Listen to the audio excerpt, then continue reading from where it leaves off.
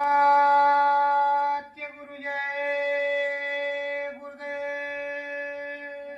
सत्य गुरु जय गुरुदेव। सत्य गुरु जय गुरुदेव। सत्य गुरु जय गुरुदेव। सत्य गुरु जय गुरुदेव। सत्य गुरु जय गुरुदेव। सतगुरु जय गुरुदेव नाम किसका?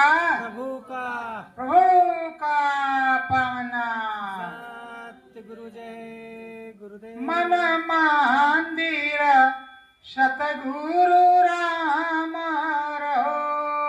मन मंदिर सतगुरु मारे। तुम स्वामी तो निष्काम रहो। तुम स्वामी तो निष्काम हो। जन्म जन्म की जमी मैलाई। जन्म जन्म की जमेलाई। तुम्हारे मंत्र से होई धुलाई। तुम्हारा मंत्र से होई धुलाई। घट में सतगुरु राम बसो। घट में सतगुरु राम बसो। मन मंदिर मेरे राम बसो। मन मंदिर मेरे राम बसो। राम नाम का दीपक जलाओ। राम नाम का दीपक जलाओ। चरण में मन मेरो लगाओ। चरण में मन मेरो लगाओ। तुम ही में मेरो ध्यान बसे। तुम ही में मेरो ध्यान बस्यो। मन मंदिर सतगुरु राम बसे। मन मंदिर सतगुरु राम बस्यो। नाम की मेवा निस दिन पावे। नाम की मेवा निस दिन पायो। श्री चरण में लगन लगायो। श्री चरणन में लगन लगायो। दरस परस निज धाम बसे। दरस परस निज धाम बस्यो। मन मंदिर सतगुरु राम बसे। मन मंदिर सतगुरु राम बस्यो। बिन सतगुरु कोई पार न जावे। बिन सतगुरु कोई पार न जावे। राम नाम गुरु गुरुवर गावे। राम नाम गुरु अर जावे। उन्हीं के चरण ध्यान बसे। उन्हीं के चरण ध्यान बसे। मन मंदिर सतगुरु राम बसे। मन मंदिर सतगुरु राम बसे। दरस परस सतगुरु करवावी। दरस बरस सतगुरु करवावे। राम कृष्ण को वेद बतावी। राम बतावे। माता तेरो धाम बसे, मातो तेरो धाम बसे। मन मंदिर सतगुरु राम बसे। मन मंदिर सतगुरु राम बसे। श्रद्धा भाव में रोज नहाना, श्रद्धा भाव में रोज नहावे। राम नाम में डुबकी लगाना, राम नाम में डुबकी लगाना। सतगुरु दया का धाम बसो, सतगुरु दया के धाम बसो। मन मंदिर सतगुरु राम बसो। मन मंदिर सतगुरु राम बसो। सत्य गुरु जय गुरुदेव। सतगुरु जय गुरुदेव। प्रेमियों, ये मनुष्य रूपी मानव पोल मंदिर अमोलक मिला है। प्रभु हरि राम की कृपा से हमें प्राप्त हुआ है, जो जन्म जन्म का पुण्य पुण्य होने पर ये मिलता है।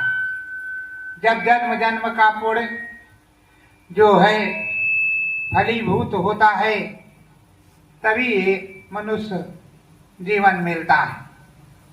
और मनुष्य जीवन मिलता है, ये अपने रामायण में लिखा हुआ है।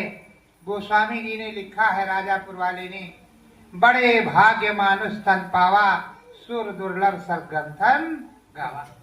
कि बड़े भाग्य से दुर्लभ तन मिला है, ये अमोलक तन मिला है, निष्पाप और निष्काम हो करके इसमें प्रभु की आराधना करने के लिए मिला हुआ है। प्रभु की आराधना वंदना करके हमको उसके धाम में चलना है, इसके लिए मिला है। इस पेट को शमशान कब्रिस्तान नहीं बनाना है, जिब्या का स्वाद नहीं लेना है, शाकाहारी भोजन सदाचारी भोजन करना है, जिस तरह हमारे गोस्वामी जी ने किया, राम जी ने किया। राम हमारे आदर्श हैं, हमारे ईश्वर हैं, हमारे प्रभु हैं, और बिना प्रभु के दर्शन के ये जीवन मिथ्या है। इस प्रभु के दर्शन के लिए ही हमें मनुष्य शरीर मिला है, और मनुष्य शरीर में रहने के लिए आदर्श क्या बताया हमारे प्रभु राम ने, कि गृहस्थ में रहो। कृष्ण भगवान भी गृहस्थ में रहे और राम भगवान भी जो ऐसे रहते वो अलग बात। तुम गृहस्थ में रहोगे, अपने माता पिता की सेवा, समाज की सारी चीजों को देखोगे, अच्छे क्या है, बुरा क्या है, घर में सुख क्या है, दुख क्या है। तुम जंगल में चले गए, कंठी माला दाढ़ी मूछ रखा करके बैठ गए, तो दूसरे लोग लाते हैं, राम राम रा करके आप खाते हैं।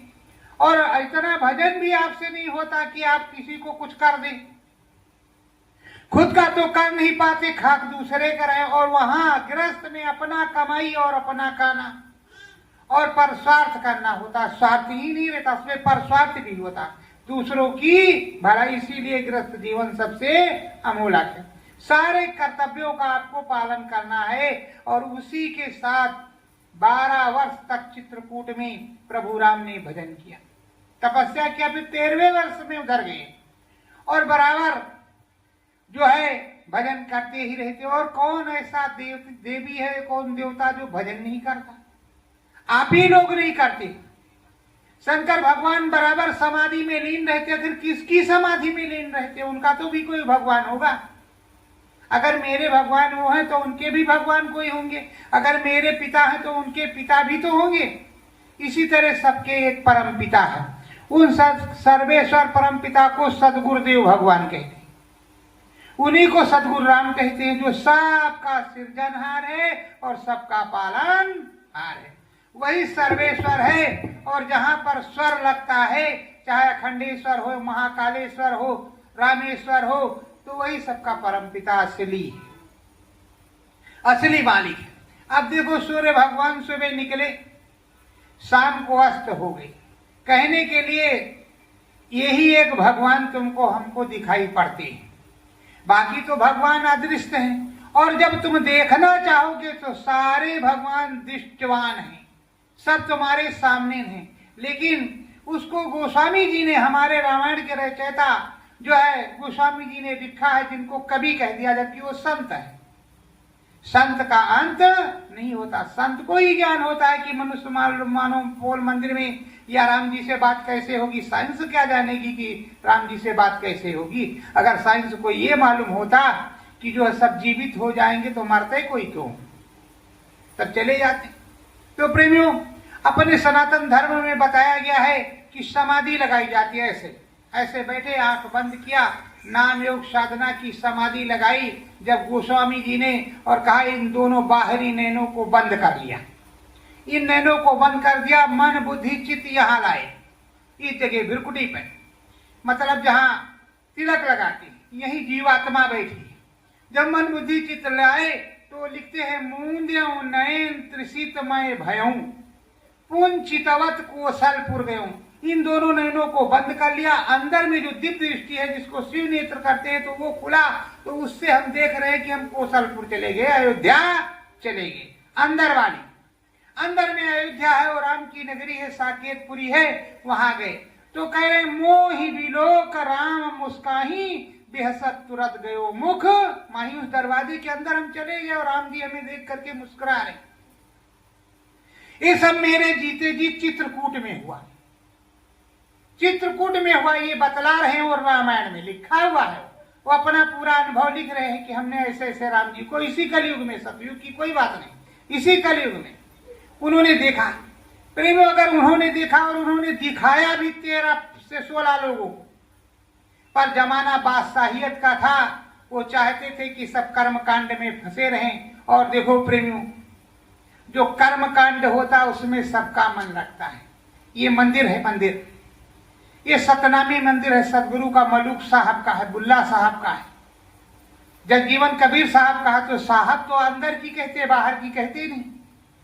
और चमड़ा धोने की बात करते नहीं, वो बात करते हैं जीवात्मा धोने की, आत्मा से परमात्मा का मिलन करो, ये बात बताते।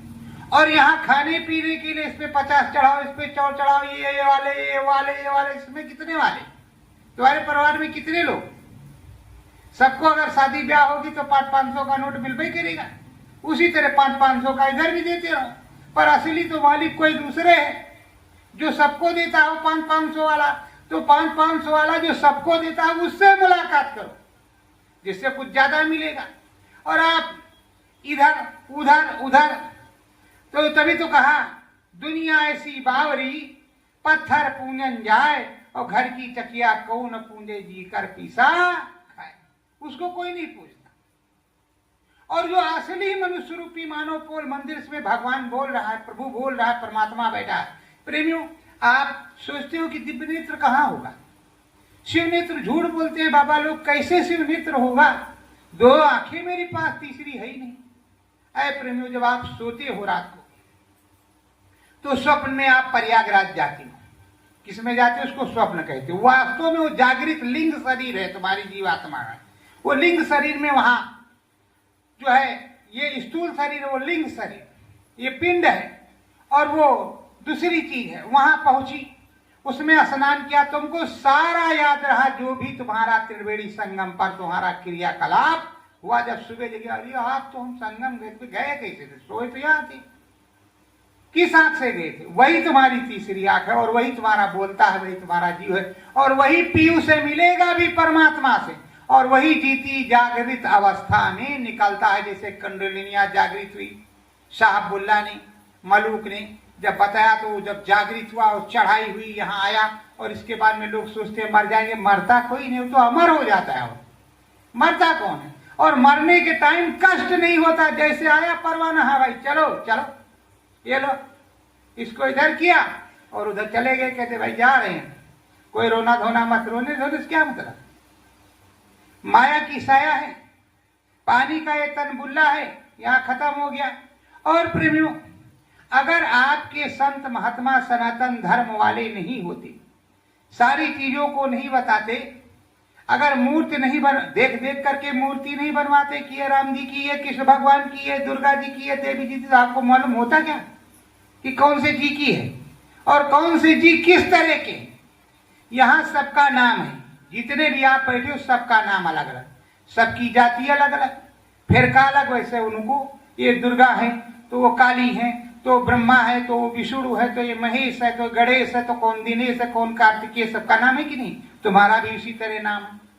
और जब तक इसका ज्ञान नहीं होगा तो आप मुलाकात कैसे करोगे। अगर एमबीबीएस डॉक्टर से करना है कि झोला चाप से करना है कि पूरा जो अध्यक्ष हो, जो जनरल फिजिशियन हो, सर्जन हो, या उससे भी ऊपर का प्रोफेसर हो, अब आपको किससे मिलना है, क्या करना है, क्या करवाना है, ये आपको सोचना पड़ेगा कि झोला साहब से काम चलेगा कि उस प्रोफेसर से जो ऑलराउंडर है, सब कुछ जानता है, तो मैं किससे मिलना है। तो प्रेमियों, ये संत मत है। देखो, एक से एक महात्मा हुए, जात फरका नहीं होता, जात फिरका नहीं होता। मानव की जाति एक ही जात होती है, मानव, उसमें स्त्री और पुरुष दो ही लोग होते हैं, बाकी किसी की प्रकार की कोई जात नहीं होती। इसमें जैसे संतों के यहाँ जो रह गए, गोत्र बना दिया, 4 वर्ण, ब्राह्मण, क्षत्रिय, वैश्य और शूद्र, ये 4 प्रकार के वर्ण उन्होंने बनाए, और उसी की तरह तरीके से सबके काम के अनुसार उनका काम निर्धारित कर दिया, बस वही जाति हो गई। बाकी मनुष्य की एक जाति, परमात्मा एक और मनुष्य एक, दो नहीं, दो कोई नहीं, परमात्मा एक और मनुष्य एक, दूसरा कोई नहीं। पर प्रेमियों, यहां सबकी समानता है और लिखा है कर्म विधान विश्व रच राखा, जो जस कीन तास फल चाखा। महाराजा युधिष्ठिर हस्तिनापुर के महाराज हुए। कृष्ण भगवान ने राजसूय यज्ञ रचाने के लिए कहा कि जब तक राजसूय यज्ञ नहीं करोगे और घंटा नहीं बजेगा, तब तक तुम्हारा यज्ञ सफल माना नहीं जाएगा। तो अब यज्ञ चालू है, आ रहे हैं, जा रहे हैं। एक दिन अर्जुन और कृष्ण भगवान बैठे, यज्ञ वही हो गया, तो एक चीटा एक चावल लिए जा रहा, तो कहा महाराज देखो, इसके 3 टांग है, 4 टांग होती है, ये तो कितना बेचारा मेहनत करके। हरे कहा इसके बारे में क्या कह रहे हो पार्थ, ये 13 बार इंद्र रह चुका है, 13 बार इंद्र था, ये जो है अब 14वीं बार ही चीटा बना, इसने जो कर्म किए हैं उल्टे। अब इसकी टांग क्यों टूटी, इसने जो किया होगा तो उसी से टूटी, तो कर्म भी जाने। अब ऐसे चल रहा है। अब युधिष्ठिर के यहाँ यज्ञ चल रहा है, फिर एक नेवला आया, उनमें कुछ मन में कमी थी, घमंड था, इसलिए नेवला आया और यज्ञ का जो उसका जो हिस्सा था उसने खाया, तो आधा तो सोने को, आधा ऐसे रह गया। फिर वो जो घमंड था राजा वाला, तो अभी घंटा बजा नहीं, तो कहा चले जाओ, सपूच महाराज हैं और उनको बुला लाओ, तो घंटा बजेगा। वो बढ़िया राजा शाही ठाट में गए और जैसे भी कहा हुआ वो आए। उन्होंने क्या किया, 56 प्रकार का जो भोजन था उसको एक ही में सब मिक्स कर दिया और मिक्स करके उसी को डाल करके उसी को खाने लगे, सब खीस काट दिए लगे। बस वो बेचारे जो क्षुब्ध हो गए और उठ करके चले गए, घंटा नहीं बाजा। तो कहा महाराज लाए हो, घंटा भी नहीं बजा। कहा तुमने निरादर कैसे किया। सपूत महाराज का निरादर तुमने कैसे किया, तुम जानते थे कि ये जो है शूद्र है, इसीलिए तुम राजा हो। अब नंगे पांव जाओ, हाथ पैर जोड़ो और दोनों लोग जाओ, तुम भी जाओ, तुम अपनी पत्नी को भी ले जाओ। पत्नी हाथ जोड़ेगी तो, और किसी ने अगर हंसा, अगर कोई गड़बड़ काम किया तो जिंदगी में हवन पूजन सफल नहीं होगी, हमारे भी बस की। दोबारा गई द्रौपदी, हाथ जोड़ा सपूत महाराज को,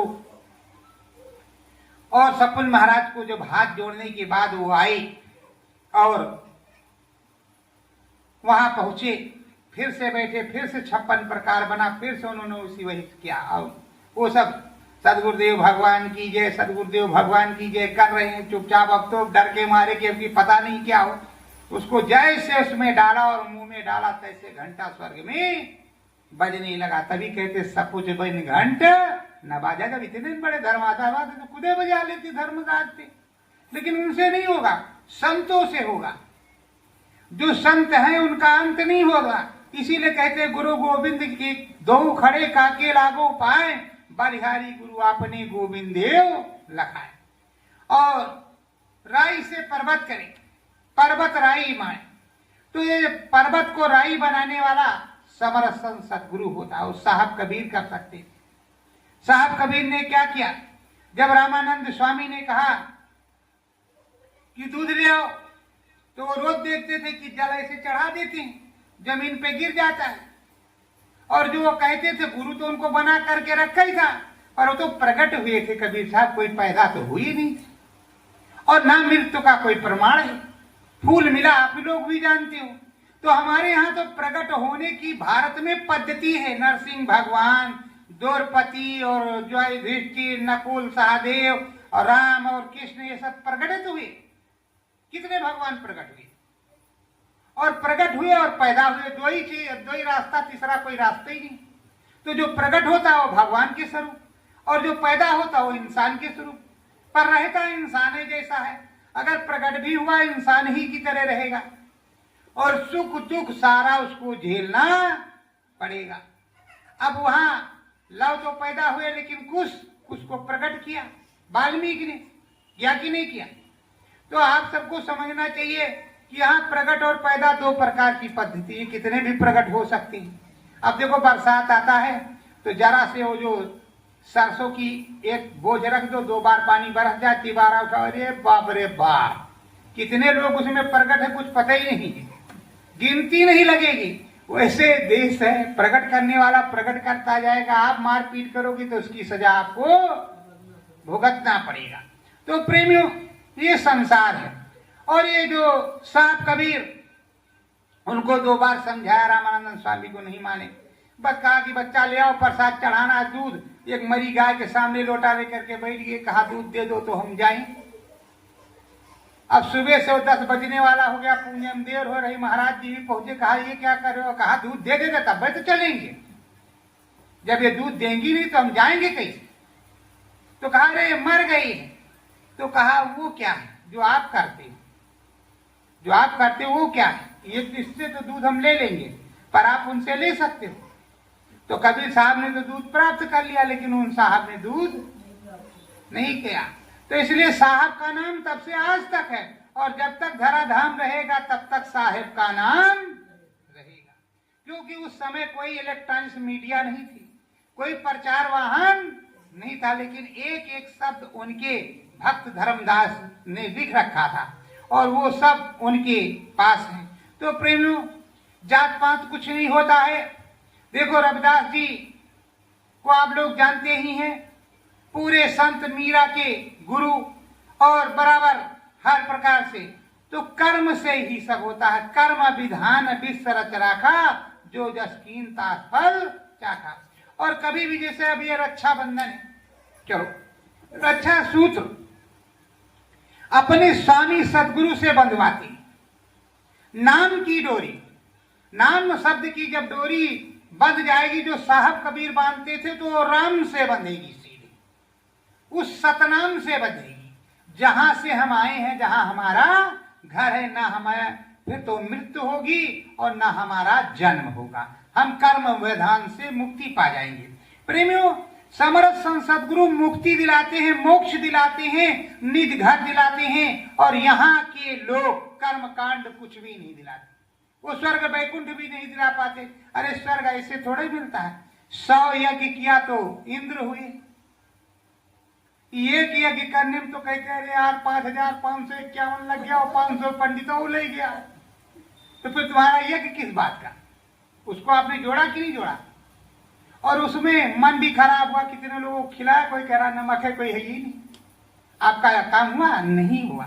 तो प्रेमियों, अब वो समरथ संत क्या है, रक्षा सूत्र बांधते, वो नाम गहाते, नाम की पावर देते हैं, और वो नाम देते हैं, और नाम को दे करके वो जागृत अवस्था में वो बैठा करके तुम्हें अनुभव करा देते हैं कि देखो इस तरह। जैसे कुश को और लव को वाल्मीकि ने अनुभव कराया पूरा, उसी तरह अनुभव कराते हैं। और अनुभव कराने के बाद उस प्रभु से डोरी जोड़ देते हैं, खुद ही ले जाते हैं, खुद लाते, केवल श्रद्धा भाव से उनके चरणों में आप बैठे रहो।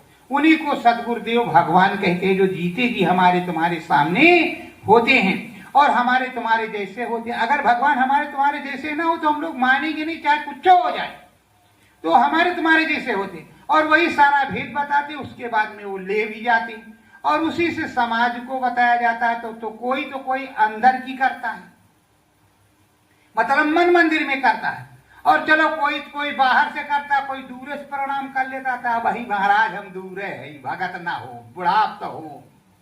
अब बुढ़ापी में जब खक खक खर्राला लगा तो अब बुढ़ापी में हाथ पैर नहीं समझ रहा, तो राम जी कहां समझ। जवानी रही तो तमाम तमाशा किए, तमाम नौटंकी किया, इनको मारो उनको पीटो, इनका ले लो उनका ले लो, है कोई कुछ नहीं, सब उसी का है। यह मिट्टी का खिलौना यहीं रह जाएगा, ये भी मिट्टी का खिलौना यहीं रह जाएगा, हमारा तुम्हारा हंसा एक दिन उड़ जाएगा। सतगुरु हम साउड़ी जाना है, सतगुरु हम साउड़ जाना है, तुझे राम नाम गुण गाना है, तुझे राम गुण गाना है। प्रभु तेरे सतगुरु नामी स्वामी, प्रभु तेरे सतगुरु नामी स्वामी, उन्हीं में लगना लगाना है, तुम ही में लगन लगाना है। हंसा तेरो उड़ जाना है, हंसा तेरो उड़ जाना है। राम नाम का बन जा दीवाना, राम नाम का बन जा दीवाना, सतगुरु देता खजाना है, सतगुरु देता खजाना है। तो हे सतगुरु में मन लाना है, तो ए सतगुरु में मन लाना है। चोला तुझको मिला यमोलक, चोला तुझको मिला मोलक, मन मंदिर सतगुरु जी का गोलक, मन मंदिर सतगुरु जी का ढोलक, भाव उतराई जुटाना है, भाव उतराई जुटाना है। तुझे सतगुरु में मन लाना है, तुझे सतगुरु में मन लाना है।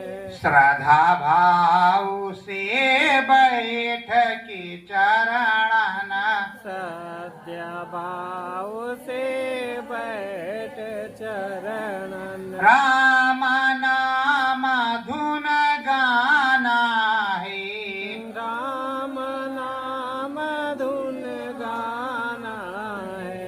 तो हे सतगुरु में मन लाना है, तो हे सतगुरु में मन लाना है। हंसाई विदेशवा में फंसी गयो, हंसा स्वामी फंस एक दिन इसे उड़ जाना है, एक दिन इसे उड़ जाना है। सतगुरु ये देशवा बेगाना है, सतगुरु यह देशवा बेगाना है। श्रद्धा भाव से बैठ के चरणाना श्रद्धा भाव से बैठ के चरण साची लगन लगाना है साथी लगन लगाना है हंसा एक दिन उड़ी जाना है हंसा एक दिन उड़ जाना है सत्य गुरु जय गुरुदेव सत्य गुरु जय बोलो सतगुरुदेव भगवान की अपने अपने गुरु महाराज की जय सत्य गुरु जय गुरुदेव हे मालिक हे मालिक मुझसे जाने अनजाने मुझसे जाने अनजाने कोई भी गलती अपराध हो गया हो कोई भी क्षमा कर दो दया कर दो अपने चरणों में लगाए रखो सत्य गुरु जय लगाए रखो गुरुदेव सत्य